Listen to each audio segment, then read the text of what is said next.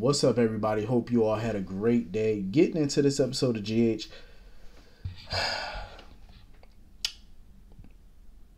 Carly. Just when I think Carly can't sink any lower, this heifer go ahead and dig a whole ditch. Like, the audacity. She had the fucking audacity to sit here and wonder why Olivia didn't kick her husband out the house. First of all, she doesn't have the authority to kick anybody out of anywhere. It's not her house. She can't even kick that man out the bedroom if she wanted to, because technically she wouldn't have the authority there either. I'm just saying. Like, if you want to go, you can pack your stuff and go. That's your business. But kicking him out the bedroom and out the house, no. And I was happy that Olivia stood up for herself with Carly. I was so happy that she tried to get Carly to take accountability, because Carly was not taking accountability for any of this. She was not. She sat there and blamed Ned for this. Oh, I lost money. Big fucking deal. That was your fault. She was warned not to make this purchase. Was she not? She was warned. She did it anyway. Then she comes up with an excuse. Oh, I did it to help Michael. Okay, here's the thing. Whether she invested or not, do it look like Michael was going to go broke? Do it look like he was going to be homeless? No. He didn't need her to invest. He needed investors, yes, but he didn't want her to do it. Furthermore, I really wish Carly would go into a courtroom and sit there and tell a judge, well, I committed insider trading, Your Honor, because I was trying to help my son. You know how fast a judge would laugh her ass out that courtroom? He would laugh her out that courtroom and put her right in Pentonville without question. That is such a lame excuse. I was helping my son. So you committed a federal crime to help your son. Okay. Do you think that's justifiable? No. I'm pretty sure plenty of people have an excuse for why they commit crimes. Pretty sure they do. You think a judge wants to hear their excuse? No. Excuses are like assholes. Everyone has one. Everyone has it. You know what I mean? Everyone has an excuse. It is what it is. What are you going to do? You can't go in the courtroom and sit here and tell the judge, well, I was trying to help my son. Okay, big whoop. She committed the crime. Own it. You did it. You know? You did it. How you going to blame anybody else? Okay, you lost out on money. Big deal. That's your fault again. Like, she just didn't want to take any accountability for it. But I did, like I said, I love that Olivia stood up for herself and she stood up for her marriage and stuff and why she wouldn't kick her husband out. I totally get it. But Olivia, like, the mere fact that she had the gall to sit there and say, oh, I've worked hard on my marriage. Ma'am, the only thing that you worked hard on is your attitude. That's the only... When has she ever worked hard on that marriage? When? Bitching at your husband every day is not my idea of working hard on your marriage. I'm just saying, because that's all she does at that man. Like, she takes pretty much everybody's side over his. Like, even to this day. Like I said, I love the fact that she stood up to Carly, but she still doesn't believe Ned, which is the problem. That's the ultimate problem. Like, you would think after 6 years of marriage, they've been married now for 5.5 years, almost 6 years. You would think after all that time, she would know when her husband is being sincere. Like, when he's telling you the damn truth. Like, the mere fact that he swore on his dead grandmother that he did not do it, and the fact that Olivia still didn't believe him, that's a problem. That's a problem, because even BLQ could tell that he was being sincere, because she knows her father. And it's sad that after all this time, Olivia clearly doesn't know her husband that well. Like, yes, Ned is very ruthless when it comes to ELQ. He's ruthless when it comes to business. Yes, he does use dirty tactics. But don't you think after all this time that if he did do it, he would own it? Or he wouldn't have made a declaration like that? Oh, I swear on my grandmother's grave. He wouldn't have done all that. He wouldn't have besmirched his grandmother's name like that. He wouldn't have disgraced her name that way. Absolutely not. For what? What would he gain by turning them in? What does he get from it?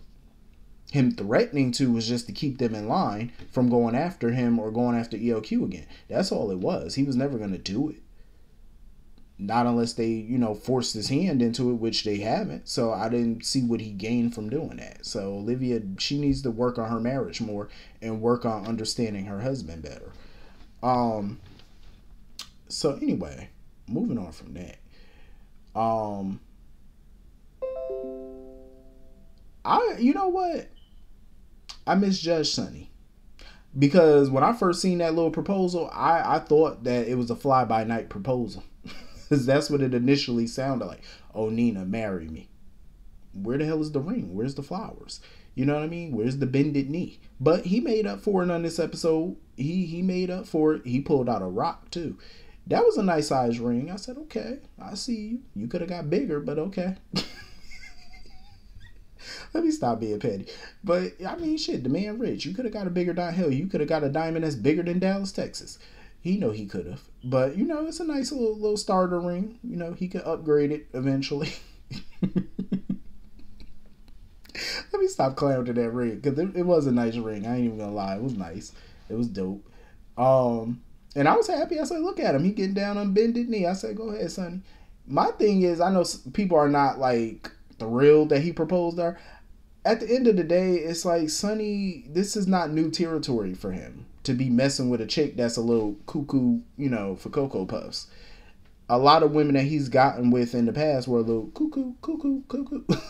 Some of them just was ticky boom in the head.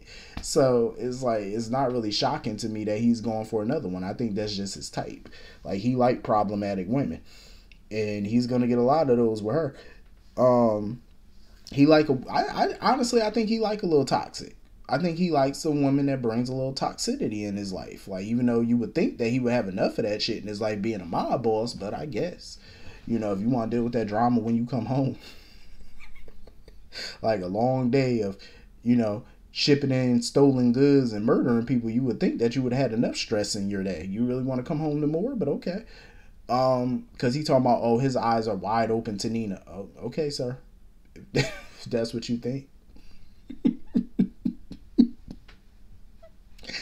If that's what you want to call it, Sonny, that your eyes are wide open, I'm like, okay, marry her, be my guest, say I do.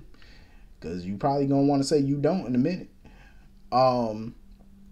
Honestly, when this whole thing comes out that she's the one who tipped off the SEC, I really kind of hope that he don't dump her for that. I really hope he don't. I feel like it would be a stupid ass reason to.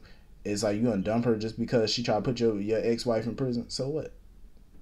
So? Shit, look at your little son. He trying to put you in prison. And Carly sitting here. Carly might not know about all that, but it's like, still, she, you know, when Michael was hating on Sonny, she didn't really try to stop it either. She didn't care.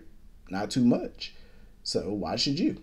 You know what I'm saying? Like, she never tried to stop her kid's crusade against you, so if Nina wanted to put her behind bars, so be it. I think he's going to be a little angry, but that's as far as I think he should go with it. I don't think he should dump her based off of that. But like I said, you know, congratulations to them. I laughed my ass off when they was at the Metro Court and Carly overheard that they're engaged. The look on her face. I'm just looking at Carly like, listen, you, before you get on that elevator and leave, you might want to pick up some of that egg that fell off your face. Like, I'm just saying, like, sweetheart, that's who he chose to be with. It ain't you no more. Like, if looks could kill, like, she just looked like she was just going through a range of emotions in her face, from shock to anger to sad. Like, she just looked like she didn't know how to act. It is what it is. You know what I mean? If the man happy with Nina, he happy with Nina. Do I think it's probably going to last forever? No, because no relationship on daytime drama ever does. But, you know, I don't even think they would probably make it to the altar, to be quite honest with you. I'd be shocked if they do. If Sonny and Nina make it to the I do's, I would be super shocked if that were to happen. But we shall see. So anyway, moving on from that. That shit was hilarious. Finn showing up on the patio with that boombox. I'm like, sir, in 2023, where you find a boombox? But nah, I'm pretty sure you could go to anywhere probably and still find one. But I'm like, sir, what you doing with that thing all up in his head? I'm like, dude, what is you doing? He had a serious face too. Like, he wasn't even smiling like that. He had a dead serious face. I'm like, Finn, you could at least smile. You know, BLQ could be mad at Tracy all she want to, but Tracy did what needed to be done. Normally, I wouldn't be happy about somebody butting into somebody else's business, especially grown folk, but it needed to be done. because I got so sick and tired of the run around between them two. Like the back and forth between BLQ and Chase was giving me whiplash, and I'm glad somebody stepped in to put an end to that nonsense. Tracy ain't do nothing but tell it how the T.I. is. That's it, and I appreciate her for it. Like I said, it need to be done. I'm just glad Chase finally came around, because even after his conversation with Finn, he needs to realize BLQ is a flawed person. You know, she's not a perfect person, and he needs to figure out, like, is this the woman that you really want? Because she's gonna do things to piss you off. She's not, you know, above using tactics to get what she wants. Is he gonna be cool with that? He needs to figure that out. So I'm guessing that's what he did. He figured that out, because I ain't got time for these breakup and makeups between them. It's getting rather redundant at this point. I ain't got time for the little High School Musical shit they keep doing. Oh, I like you today. I don't like you tomorrow. Listen, make up your mind. Come on now. And that was very well played by Tracy, because Finn was under the impression that Tracy's little plan didn't work. I'm like, sir, it worked to perfection, because she didn't go there with the goal to like break them up. That wasn't the plan. You know, the plan was to put it out there that, listen, you either accept her for who she is or you cut her loose. And that's what she put out there, and that's what he did. You know, he made up his mind. It worked. So her plan worked to perfection. She didn't really want to see them broken up, but if push came to shove, then she wouldn't have been mad at it either, because she felt like her granddaughter deserves better than that, than somebody that's going to judge her. Because I'm pretty sure Tracy knows how that feels, even though she judges people all the time. But Tracy herself has always been judged by family members, by exes. She's always been judged, so she know how that feels. You know, she didn't want her granddaughter to keep going through that. I think, like I said before about Tracy, the funny thing about her is, she's not above blackmailing her own family members, but when the chips are down, she really is there for family. Despite her behavior towards them, she really do care about them genuinely. So anyway, moving on from that, I don't know what type of friendship Trina and Jocelyn have, but it's kind of a little ridiculous to me that she doesn't open up to Trina about every little thing. But she'd be expecting Trina to open up to her about stuff, and it's just like, it should be a two-way street, because Trina still don't know that Jocelyn was messing around with Dex, you know, behind Cameron back. I don't think she knows that little tidbit of information, because she's still trying to wonder why Spencer don't like this man.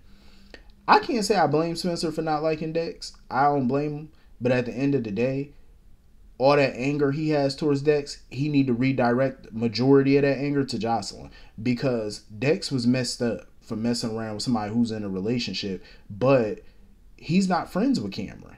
You know, they're not friends. They're not, you know, best buds. They barely knew each other. So in my opinion, he didn't owe that boy no loyalty or, you know, honor or respect or none of those things. He didn't owe Cameron anything. The person that owed him the loyalty and the respect was Jocelyn, because that's his friend / his girlfriend. You know, she owed him that, not Dex. You can't blame the side person, the side dude or the side chick. You can't blame them. They doing what they do, playing the part, being a side hoe. That's what they do. You got to blame the person that's supposed to have your back, supposed to be loyal to you. And I feel like, you know, if Jocelyn gonna be angry, it's might be angry at her. You know, don't sit there and put all of this on Dex. Jocelyn's a young adult. She knew exactly what she was doing. She wasn't happy in her relationship, because Spencer think, oh, they were happy together before you came along. Obviously not, because if they were happy, she would have never looked in his direction. If she was happy with the one she was with, she would have never gave Dex a second look.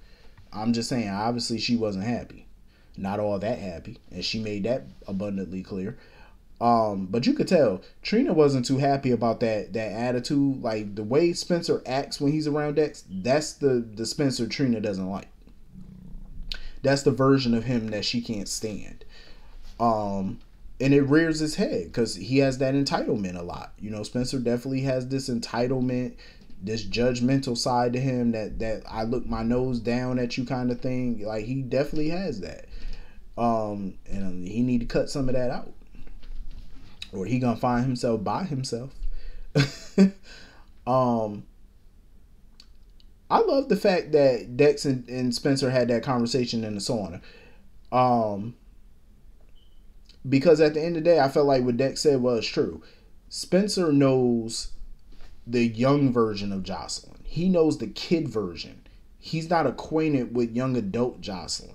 You know what I mean? Like, you know, the version of her that you grew up with, basically. You know, when y'all were running around together and she was walking around in corn costumes for Halloween. That's the kid that you know. That's the one. That's the person you know. You don't know the woman that she became. So I definitely agree with Dex on that one. Spencer need to understand something too. That first little swing that he got on Dex, where he sucker punched him. See, Dex gave him a freebie on that one. But I was glad that Dex didn't let him get away with that shit a second time, because he said, no, you're not going to swing on me again and think I'm going to be a punk and let you do it. Nah, he knocked his ass down this time. And I don't blame him. But I feel like Trina need to know the whole story too about what happened between Jocelyn and, you know, Cameron and stuff like that. Because at the end of the day, she can't force Spencer to like Dex or to make him get along with Dex. Like, you can't force him to do that. If he don't like the man, he don't like him. And you can't force that.